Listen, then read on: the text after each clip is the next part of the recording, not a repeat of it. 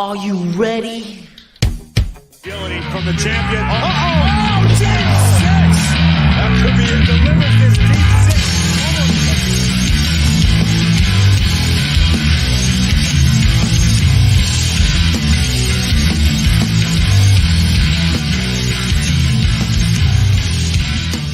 This is episode 98. I am joined by the one, the only, the legendary, the Denver Bronco fan, Tommy Smith in the house. Tommy, how you doing today? Dude, I got a nice little intro right there. I like it. I felt like I'm, sitting on Stone Cold's podcast or something.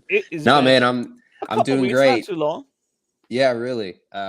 I do got to point out though how ridiculous you look in that Washington Commanders stuff. I'm sorry, Commanders, man. baby. It's gonna be a good season. You have got to be the biggest jump around fan I've met in a long time. No offense, but I thought you were a Jets fan last year. I haven't watched a Jets game in 5 to 10 years. They've given me nothing to watch. I watch fantasy football. Fair. That's fair, and I will give you credit for as much as I've seen you post about them and stuff. You went full in. You bought the jersey, you bought the hat. I can celebrate that. When I make a jump, and it's for good. That's why you just you pick your team and you stick with it. Absolutely. Let's ride Broncos country. For those of you guys that are watching, the Denver Broncos shirt you wear, Tommy, looks pretty sharp there. Hey, thank you, man. I've had it for the dark gray with the white lettering sticking out and a little bit of the orange. Not bad. I have had it for a while. It's been back on Sunday Night Football tomorrow night, so it'll be a good one. It's been an interesting start to the season so far, but I still 1-1. 1-1. Okay. Yeah, they lost to Seattle week 1, and then they beat I feel like Houston last week. Yep, and that's they play heads again. Yeah, and they play at home against San Francisco tomorrow. So that will be interesting. We'll see how San Francisco's looking. I think they're getting out over there. I think they're getting Kittle back, but without Trey Lance, it'll be interesting to see Jimmy G playing there. But I'm in football mode. I'm in the season and I'm excited and everything. But you're also in baseball playoff. I'm still in baseball mode, dude. I whenever I get, I was watching last night. Whenever I get the chance to watch the Rays, it's a good time. And with only 2 weeks remaining, let me tell you, dude, that Extreme Rules weekend. I know we're a wrestling podcast, but for me as a sports fan, Thursday of Extreme Rules weekend, we got the Broncos taking on the Colts. Of course, I'm from Indy, so I'm going to be public enemy number 1. Friday is the start of the wild card playoffs, so the Rays will be playing at some point. And then Saturday, you got Extreme Rules, so it's going to be a good weekend, man. That's going to be good. And how about a little bit off sport topic, but just before we went on to this recording, I saw Aaron Judge's 7th inning at bat, and he struck out. Oh, I was thought you were gonna. Thank God, he cannot listen. That dude against the Red Sox. He cannot tie Roger Maris's record against the Red Sox. That just cannot happen. That would be pretty funny. Absolutely. However, why are these pitchers pitching to him? Just walk him every time. I will say it's hilarious how the MLB has tried so hard to put his 61st home run on national TV. Last night they were on Apple TV. Today they're on MLB Network.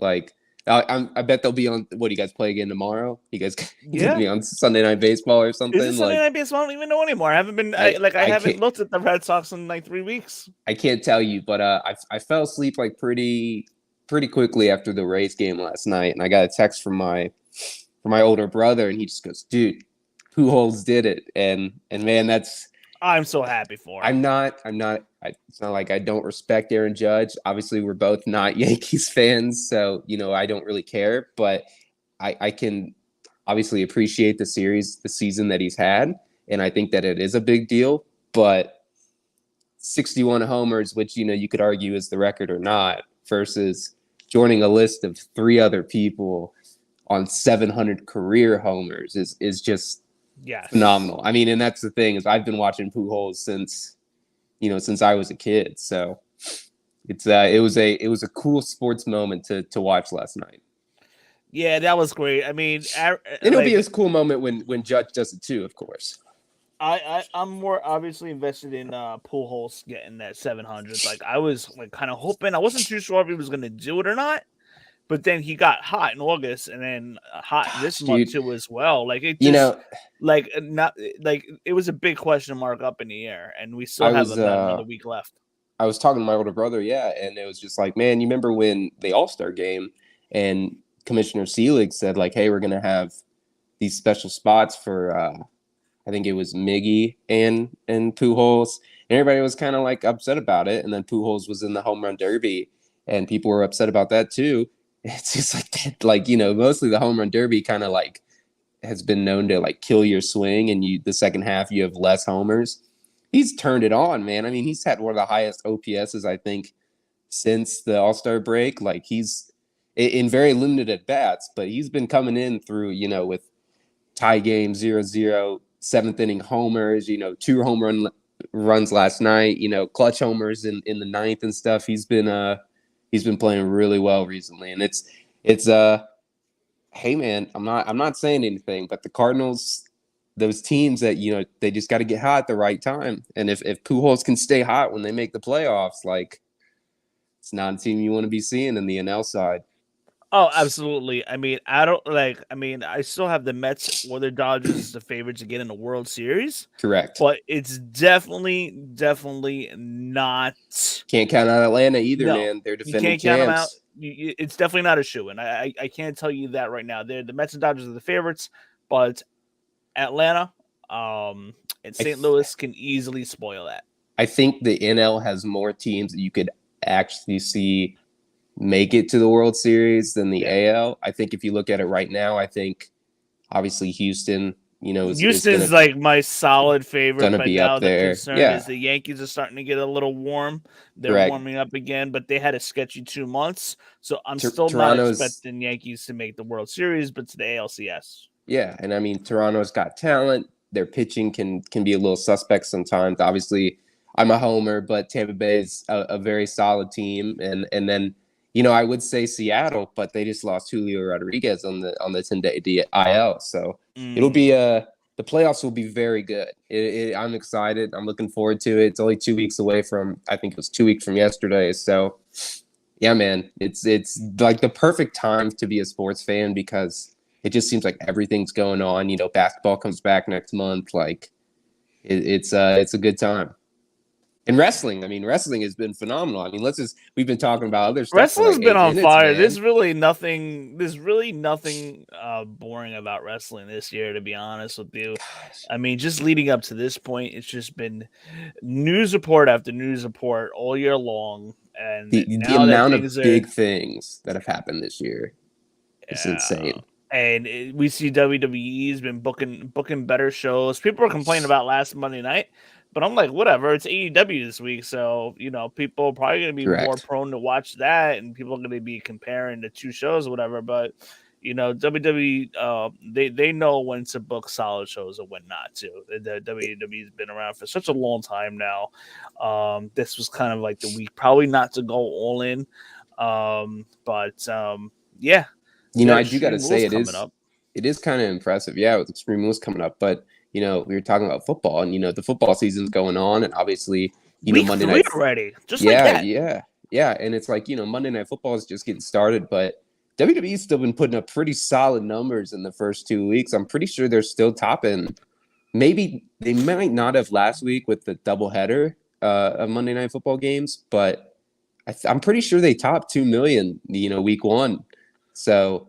I mean, they're putting up good numbers and they're putting up solid shows too. And I think AEW kind of, with the last few weeks has been a little in the negative side of the news, but they put on a really, really good Grand Slam. And I think, again, I mean, we've talked about it every time we hop on here, just the aura and, the kind of water cooler talk, just kind of feeling that wrestling has again. It's not like fully there to the, late 90s and everything, but you're seeing a little bit more, wrestling T-shirts, and more people, getting accustomed to it, and we're getting guys like Action Bronson, bringing in the cross platform with the rap game and everything. Like it's it's a really good time to be a wrestling fan. But yeah, man, Extreme Rules 2 weeks. Yeah, it's 2 weeks already, and you could. I'm also liking the fact that WWE is also subtly incorporating long-term booking. I mean, Yes. they already booked a match for Crown Jewel in Saudi Arabia, which is Roman Reigns versus Logan Paul. Let me tell you something. Fans have a lot to complain about this. Like, they just gotta calm down, enjoy the ride, because one, we haven't seen Roman Reigns versus Logan Paul. This is only Logan Paul's third match, Yeah. so it's gonna be a fresh matchup. They're gonna kill it. And Yeah. this might be a trial run to see if Logan Paul really belongs in that main event picture. So, kind of like what happened a couple weeks ago, you threw the Acclaimed in against Swerve Our Glory at All Out, and you didn't really know if they belonged there or not. That was very debatable. But then after watching that match and how Yeah, and they put on the much the best crowd was match of the into it, weekend.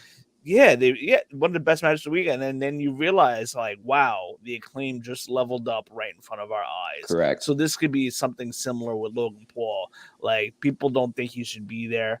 People always complaining, we want to see the same, like we see the same stuff all the time. Well, this is something different. So Yeah. take it, enjoy it. Let's see what happens. Like, this might turn into something bigger than we think it's going to be.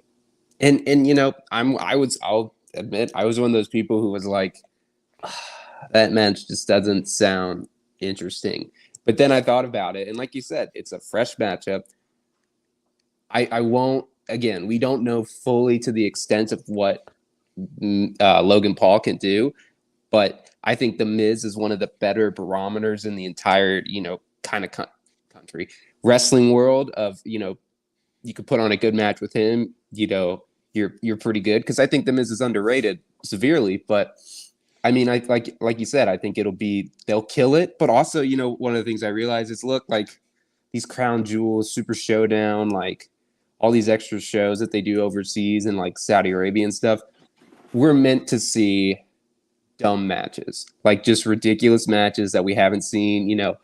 Undertaker Goldberg, the Kuwait Cup tournament that they did, just a bunch of stuff that's kind of not. Don't forget Bray Wyatt versus Seth Rollins. Correct. Yeah. But they've been known to have. I mean, come on, we just had a random, for the first time in what years? The last year they had the Hell in a Cell match for the first time that wasn't on, like the Hell in a Cell pay-per-view. Like I've come to understand those shows is just a giant. They try to have a 4-hour WrestleMania with just a bunch of stipulations, and I'm okay with that. Like I'm not. Well, the I'm Crown not against Jewel this is kind of match.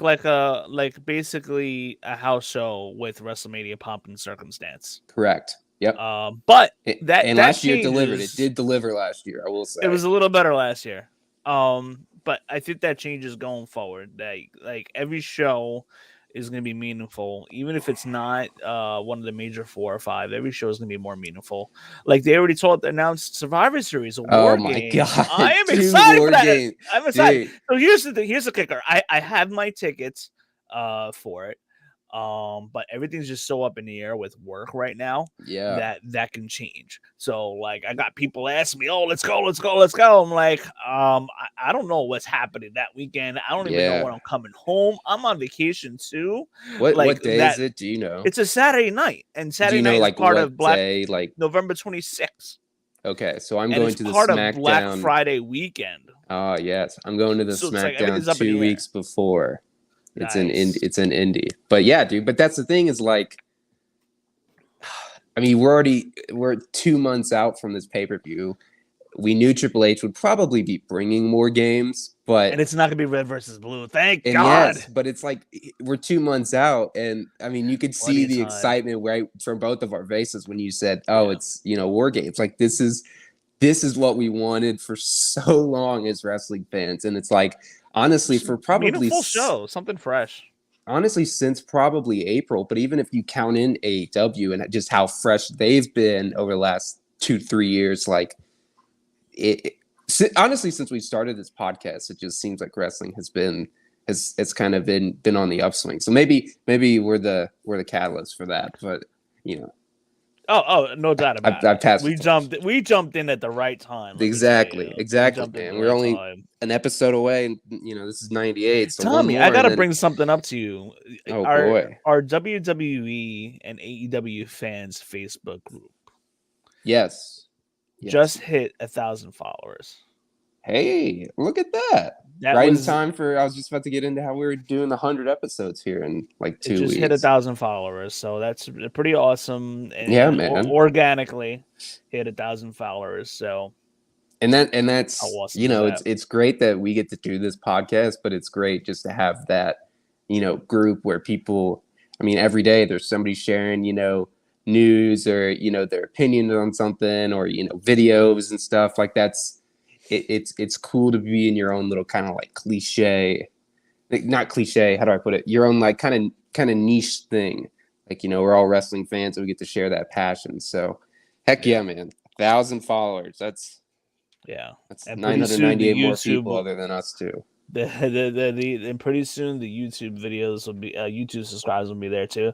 Message from Dave: the Hook Bros have arrived. I know. I keep messing with my hat because I've been growing my hair. I don't think this is probably the longest I've grown it out since I was a kid. So I'm at my longest like 3 since I now. cut my hair for the first time during the pandemic. The barbershops are closed for like 3 months. You've been waiting. Yeah. So, I'm at my longest. I got my sides going. I got my sides are short, but it's longer on top, so I'm purposely doing that.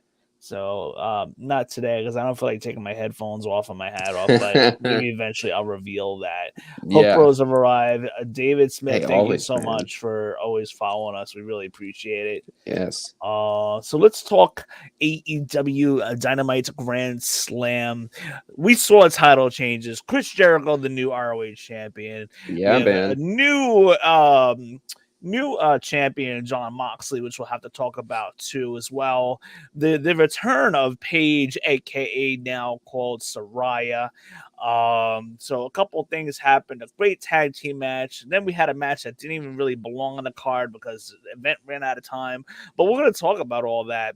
But the crowd was hot. I was actually thinking about going, but I'm like, you know what? There's so many events that I need to get to. Like, we got Survivor Series pending. And if that plan stays the way it is, then we're going to go to Boston Celtics game the next night. Yeah. Before we head home. Yeah. Boston Celtics are in the same arena the next night. And they're also in the news, but we won't talk about that. And there's stuff next year that I want to do. So I can't make every single event, but Extreme Rules is actually kind of tempting.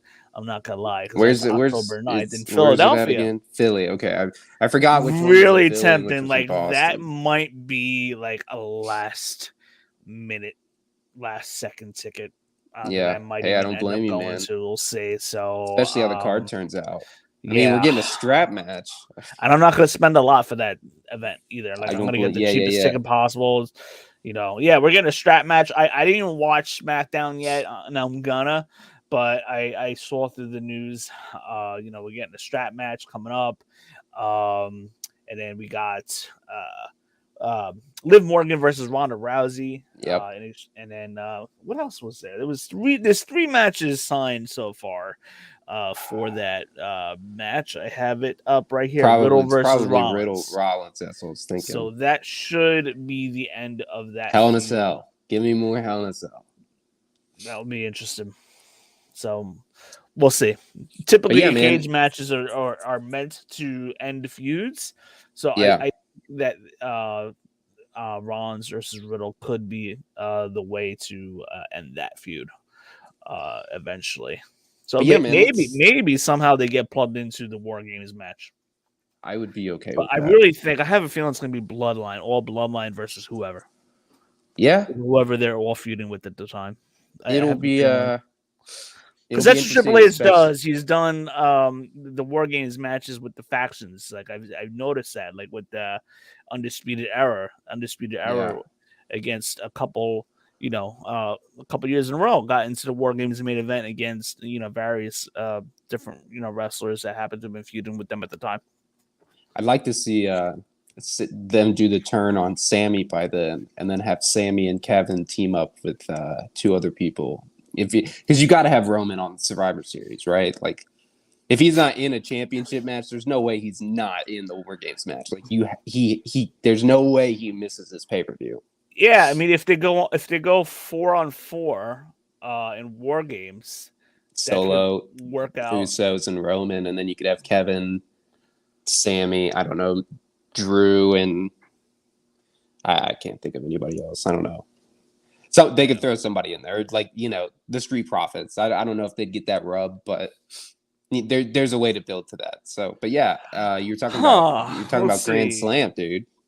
Okay, so this is pretty interesting. We got Corey. How you doing, man? So Judgment Day versus the Bloodline. That is interesting. Yeah, but who's the fourth person for Judgment Day? Keep an eye out, because on Raw, with Finn Balor approaching AJ Styles. Yeah, but who's the fourth person going there? You think it would be AJ? No, okay. So if so here we go. This is pretty interesting. So AJ was confronted by Finn Balor on Raw, and they're just going back at it. They didn't get into a brawl or anything, but they're just going. Finn Balor is reminiscing how he's always been there for AJ, regardless of whatever was going on. But anyhow, I found that kind of interesting, because if you have, you can have Priest, Dominic Mysterio, Finn Balor, and AJ Styles. But then, interesting. Now the harder part is, how do you get there? How do you get the Bloodline to cross paths with Judgment Day? How do we get there? Yeah, so but that would still kind of feel like that Raw SmackDown feeling, and I don't want that. I don't want red versus blue. I get it could make like unless Judgment Day starts showing up subtly here and there with random matches on SmackDown. You could really make them maybe easy, kind of be like the Justice Seekers of the WWE or something, like where they're on both shows or something. I don't know. There is a way you can do that. So that's interesting. So it's just like, so the challenging part to me, my opinion, would be one, getting that fourth member. And maybe if AJ doesn't really necessarily join, but maybe just kind of like a one-time thing, like Kevin Owens did a couple years ago on NXT War Games. But so how do we get there, and then how do we get the two to cross paths without, like you said, we're kind of like avoiding that red versus blue kind of thing. Like maybe you just subtly get some Judgment Day to have random matches on SmackDown, kind of like Brawl and Brutes randomly showing up on Raw the other night. That's true. Yeah. So that's interesting, Corey. They're so good. I mean, listen, it could happen one day. I think I saw something like Judgment Day, or somebody posting wanting Judgment Day versus Bloodline, or maybe somebody from Judgment Day said they wanted a member from Bloodline. I don't know. I would love to see like Imperium and like Gunther and Sheamus kind of like have a mutual respect kind of connection, and then they team up. That would be that could sell it for me. And that would work out really well, because they are fighting on the 7th, the season premiere of SmackDown. They already have a match for the Intercontinental Championship, I think, announced. Oh, you didn't watch? I need to stop talking about SmackDown. They announced that last night, but I guess it's not a huge spoiler. I'm not surprised. You figure they would have wrestled at Extreme Rules anyway, or something. Yeah.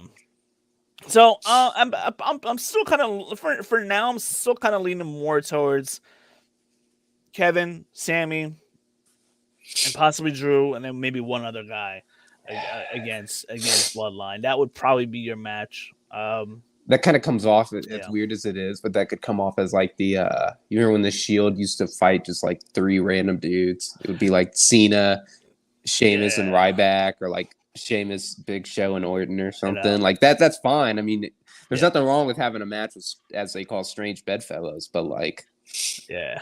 It'll be the excitement is building. I mean, that's the good thing is we're excited for it. Yeah, because not only are they just building to Extreme Rules, but they're building to other things. So that's pretty cool. But yeah, moving on. So let's get to Dynamite really quick, and basically that's all the news I got. I think there was something else I wanted to bring up, but if I do, I'll interrupt ourselves. But we had AEW starting off very hot. The fans were very hot for this. Jericho in his match with Claudio. And who would have ever thought Jericho would be a Ring of Honor champion defeating Claudio? Yeah, tell me Who that would have 5 years ever ago. thought that? The Ocho, he is now known as the Ocho, and his shirt's out for it now. Like, so how you feeling about Jericho's win? I thought it was a pretty good match. We saw Claudio Yeah, it was a good match. almost run into Aubrey Edwards, and then she had her back turned because she thought Claudio was gonna crash into her, and then from behind, Jericho gives Claudio the low blow, which Aubrey Edwards does not see, and then Jericho immediately hits Claudio with the Judas effect, getting the 1-2-3 new Ring of Honor champion. How did you feel about this match?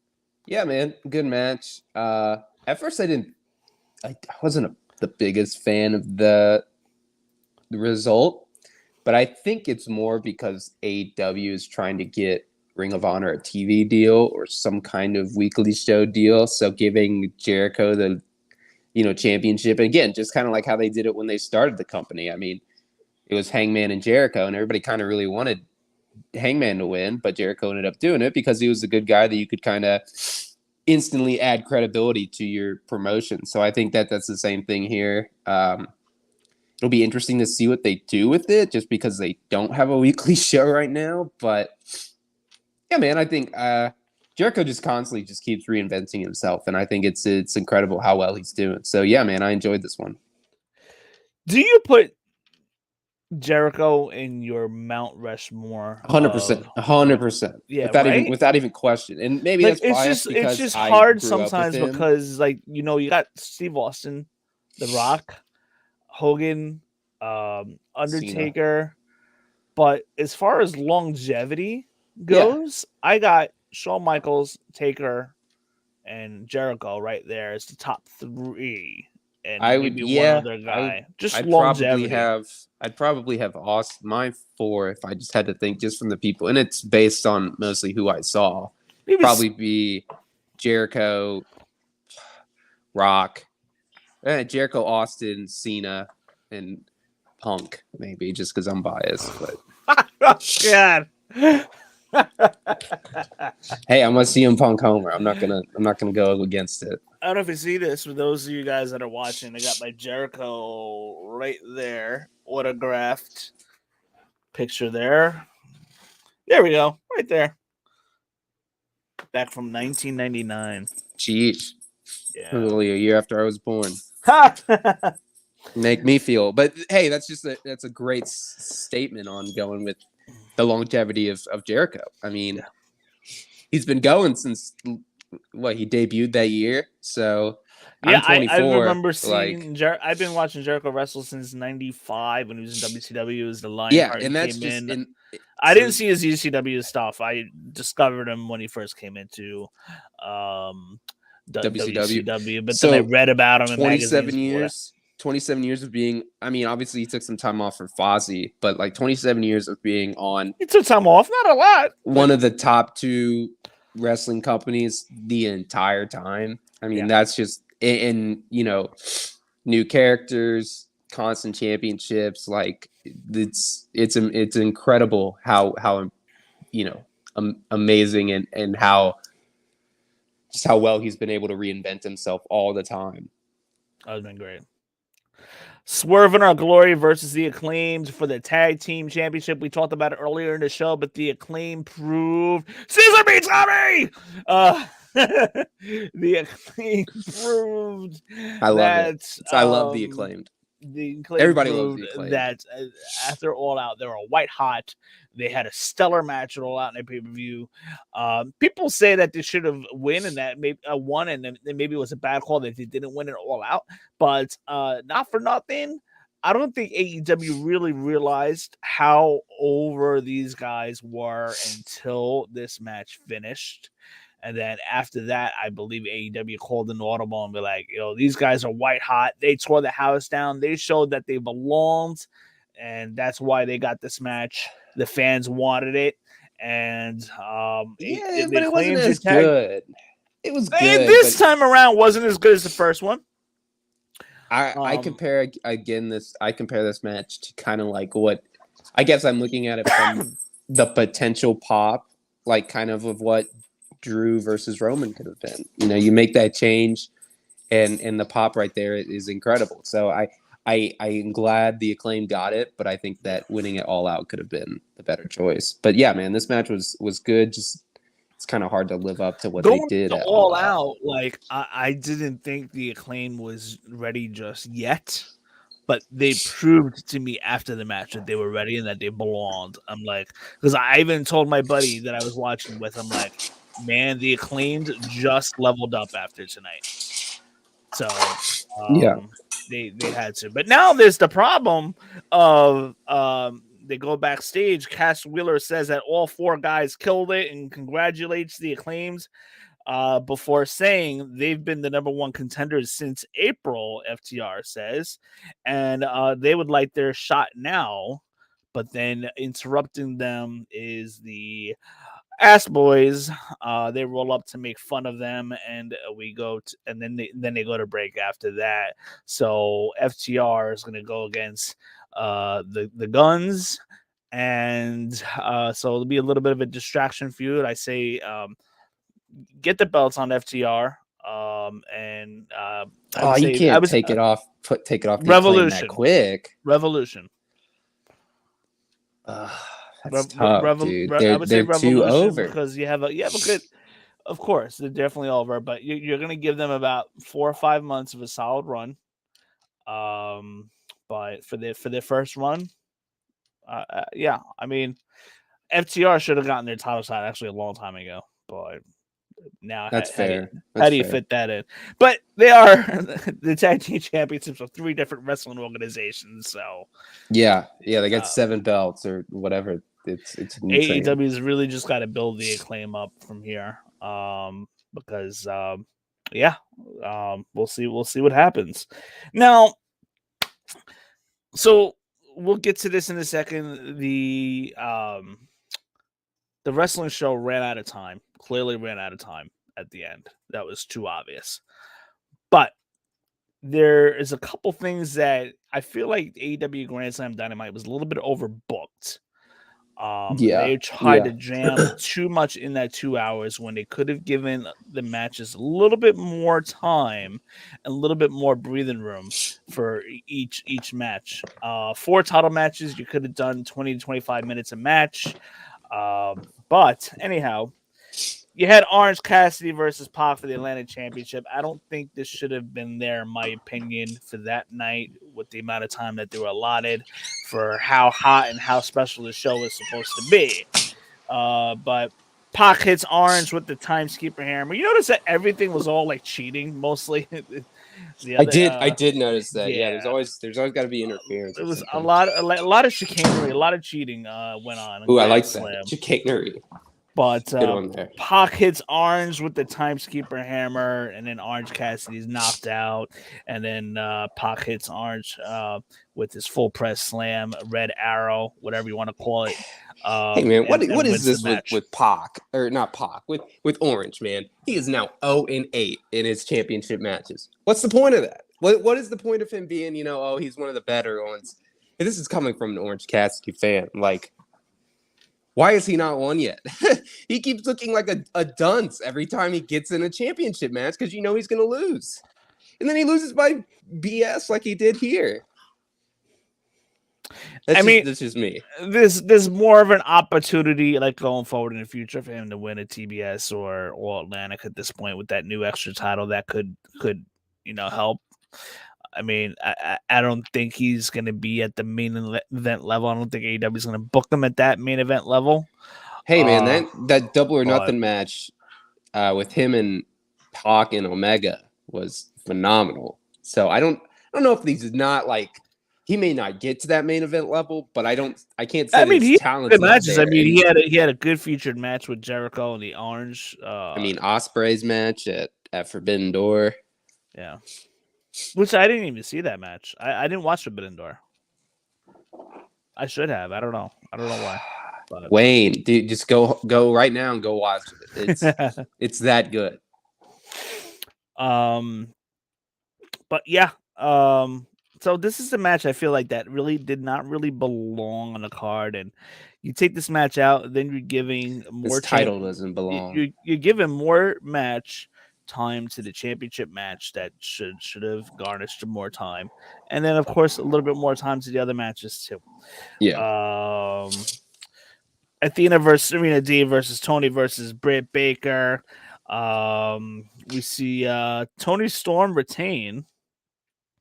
She's still your women's champion, but not for, Britt Baker. She's quite the workhorse, regardless of her head gets cut open, bloody nose, mouth. She just keeps going.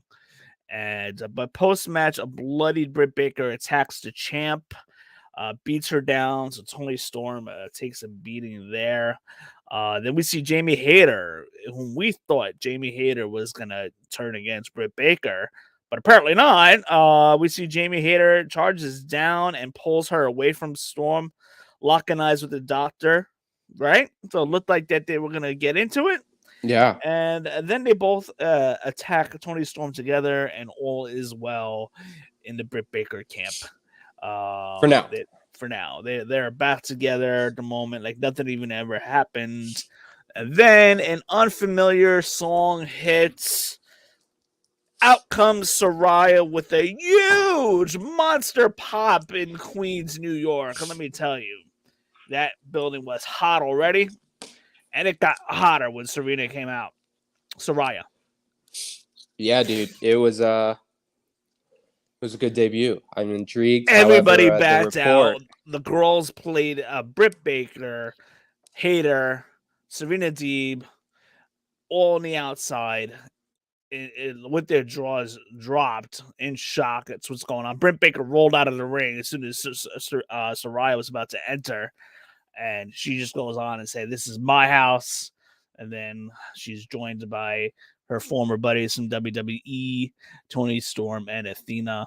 We see Saraya stand tall, and apparently she's cleared to wrestle. I thought she wasn't cleared. Apparently, I think she is. I gotta see if you're going. Okay, we might have got different reports because we're gonna find out right now. I saw something really quick today. I heard that she wasn't cleared. That's what I heard from good old Meltzer. That's interesting. We're gonna look this up right now. Where are you? Chris Jericho? There we go. So he posted today. Excuse me. Something, and I hope I could find the article, but he posted an update today. Let me see. Where are you? Okay. Seemingly addresses report that. Okay, all right. So I'm mistaken. So Saraya seemingly addresses the report that she hasn't been medically cleared to wrestle. So that is the latest update, but that can change.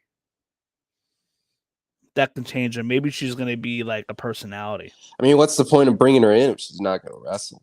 I mean, that's just my opinion. Hey, I'm not like, and it's no offense to her, but she wasn't like the greatest character. Like I was more into her wrestling than I was, her on-screen personality. So, but that's just me. It'll be interesting to see if they do clear her or whatever. So check this out. So a report by the Wrestling Observer newsletter caused concern amongst fans as it was claimed the new signing, who has multiple screws in her neck, of course they have to throw that in there. Actually, Jericho wrote this, hadn't medically been cleared to compete. Now, though, Saraya has seemingly disputed this by warning her fans on Twitter to ignore the dirt sheets clickbait. And then she says, "See you Wednesday." So Saraya hasn't wrestled since 2017. It was noted. by Jericho in this article. So we'll see. Yeah, sometimes you gotta, especially when it comes to Meltzer, you gotta take this with a grain of salt for sure. It's very true. It's very true. Yeah, like he's kind of like 50-50 in his reports, to be honest with you. So that's happening. She got a big pop. This will be fresh and hopefully a burst for the women's division. Women's division, this AEW women's division, I don't believe gets enough credit it deserves. I mean, they did have the match of the year, in my opinion, at Double or Nothing in Las Vegas with Serena Deeb going against Thunder Rosa. That match tore the house down. So if anybody's talking about the AEW women's division being bad, just go back to that match.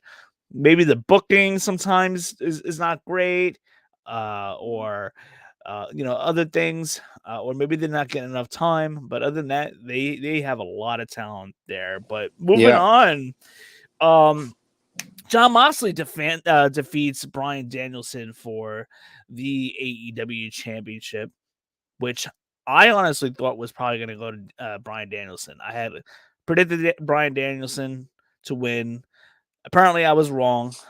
It's an interesting choice. I thought that Jon Moxley was going to take some time off here. Correct. For a little bit. Good match. How did you feel about the match overall? The match was great, and I think it was the highest rated one on the show, and well deserved. I mean, it was phenomenal. However, I'm in that company of it's not the bad decision. It just doesn't feel like the right one. I feel like we've seen Moxley again, and I think he is the face of AEW. So I'm not discrediting him for that. However, it's just company's been around for 3 years and he's already a 3-time champion. Like, and Bryan is not bad. Like, it's not like he's a bad champion, and the people want to see him. And I don't know. I think that you could have pulled the trigger here with Danielson and then had Mox get it back, at some other point. And then we do this. Well, you didn't watch Rampage last night, did you? No. Okay, so I won't spoil it, but did you see how Dynamite went off the air? I did, yeah. Like it went off the air quick, and there was still like a story to be told there. But what happened is, and I sort of figured this was going to happen until I found out what really happened. But yeah, Daniel Bryan rips the title out of William Regal's hands, and then you see like AEW Dynamite go off the air, and that's it. I'm like, what the heck? And then I realized they ran out of time because they're trying to jam too much in 2 hours. Correct. And then you saw it doesn't even spoil but it, apparently but there was like 7 matches last night on Rampage.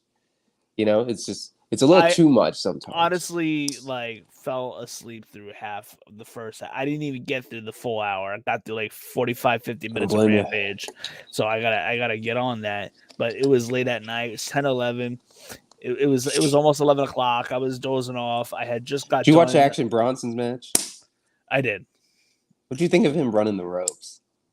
Dude's got some speed to him for as big as he is. He was okay. He was okay for like the first time being. For sure. For only being, not being a wrestler. He was okay. Not too sure if like I'm a fan of his gimmick though. Oh, I don't want to see him anymore. I just think it's impressive how fast he ran the ropes. Man, looked like I think they commented on how he looked like he was playing football or something. Like, he's got a good first step. Yeah, like he was pretty impressive for the most part, but I don't want to see him again. I'm not a fan of his persona. I don't know. Something That's just fair. Wasn't clicking, to be honest. That's fair. But yeah, so that basically wraps up AEW. Like they in closing here, AEW is just they gotta pace themselves better. They gotta pace their pay-per-views better. They gotta pace their shows better. Maybe get a second hour Rampage in would do wonders for them. This way they're not rushing. Yeah, it actually wasn't terrible last night. Like, I think it worked. I think they kind of like tried to overstuff the card with too many like high profile matches, which sounds like a dumb comment. Yeah. But I don't know. It just seemed like everything was up. This is important. This is important. Like you need some breather matches. But Yeah. 2 hours did work. I thought it was good, and I think AEW is the kind of company that could use an extra hour, and WWE is the They kind of company that could take away an hour, and it wouldn't be, Yeah. if you had 4 AEW hours of each, like that's fine. AEW is just trying to jam too much into a show, and you can tell. And they don't really need to, because they have 3 months in between almost 3 months in between every pay-per-view, that they don't really need to jam so much. And another they have problem is these that their special roster is pay-per-view, so huge. Yeah, but they have these special pay-per-view shows, so it's like we don't Really. need the 5-hour pay-per-views. If you're gonna be building up if these they're gonna, Road Rager and Fighter Fest and the Quake they at the really Lake need and to all make that the stuff, Clash of the Belts, what's it called? The Battle of the Belts? Battle of the Belts, yeah. They really need to make that more important of a show. I know really need to make that more I don't think they've important. had the AEW champion on it in the 3 years that they've done, or the 3 times that they've done it. Yeah, I could be wrong on that, but I know that. No, you're exactly right. They had the first show was TBS. I think it was TNT title or something like that. So yeah. It needs the more star power. You can if you're going to be promoting all these big events, Yeah, because Clash of the Champions when I was little was a huge thing. Correct. Yeah. I mean, it was even big in WWE when they did it twice a year. So yeah, it's I mean, both companies have their own problems. We're not bashing just AEW, but no, I agree with you. The pacing could be better. So those of you guys Sorry that are about my watching, sniffling, man. I don't know what's going on. Those of you guys that are watching, thank you so much for watching. Make sure you guys are subscribed. If you guys are listening, make sure you search on YouTube, the Aftermath Pro Wrestling Podcast. We are there. Hit that subscribe button, like and comment if you like what you're listening to. So be sure to subscribe. We're also on iTunes, Google, Spotify, and what have you. We're also on ProWrestlingTees.com. Make sure you get a t-shirt by searching for the Aftermath Pro Wrestling Podcast, and you'll see our shirts in the black, gold, and navy blue. So make sure you guys get on that, because that helps support the cost of the show every month. Yeah. And that's pretty much all I got. Episode 99 coming to you soon. I would say in a week or so, we'll have that information to you announced on our Twitter. Tommy, thank you so much for hopping on. Episode 98. We are Hey, thanks, man. Yeah. One more episode we have to finish before we get to episode 100, man. And that's so weird to think. I cannot wait. And I think we're going to have a guest for sure. So I cannot wait. Gonna be bringing the heat. It's gonna be fun. It's gonna be fun. Tommy, thank you so much. That is a wrap of covering AEW Grandslam Dynamite. We'll see what happens next week. Extreme Rules is in 2 weeks. We got a lot of stuff coming up. It's gonna be a very busy end of the year, and then before we know we're in WrestleMania season. I can't wait. But in the meantime, Tommy, you have an awesome day, and I will catch you guys all later. Let's go, Commanders.